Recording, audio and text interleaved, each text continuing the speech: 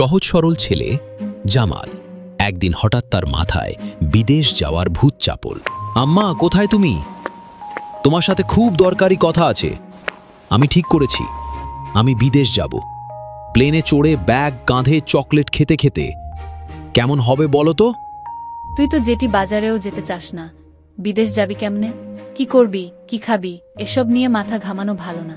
তুই দেশেই থাক, শান্তিতে থাক। আমি যেভাবেই হোক বিদেশ যাব।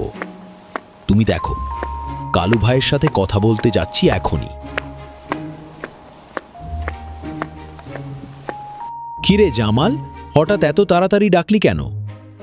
শোন, জরুরি কথা। আমি ঠিক করেছি কানাডা যাব।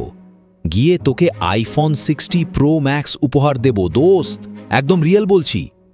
হ্যাঁ, কানাডা যাবে।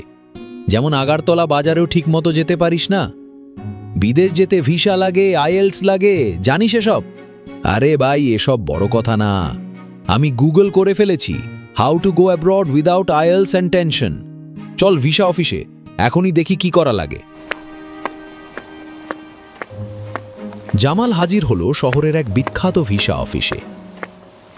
আপনি কেন বিদেশ যেতে চান, কিভাবে যেতে চান বলুন? আমরা যে কোনো দেশের ভিসা করতে পারি। ও 100% ভিসা দেবে। Students visa, work permit visa, spouse visa, এমনকি পানিপথ ভিসাও করে থাকি।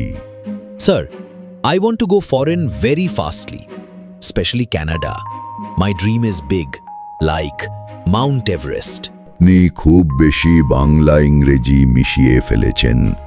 আগে ইংরেজি শিখে আসুন, তারপর স্টুডেন্ট ভিসা দিয়ে যাবেন। লজ্জা না পেয়ে জামাল ভর্তি হলো এক কোচিং সেন্টারে। 6 মাসের চেষ্টায় আইএলস পাশ করে ভিসাও হাতে পেল জামাল। অবশেষে সে পৌঁছে গেল Poland. Hello mom, I am in Poland. Very cold, but I am bold. বিদেশ যাওয়ার স্বপ্ন তখনই সফল হয় যখন থাকে শেখার ইচ্ছা, আত্মবিশ্বাস আর পাশে থাকে প্রিয়জন।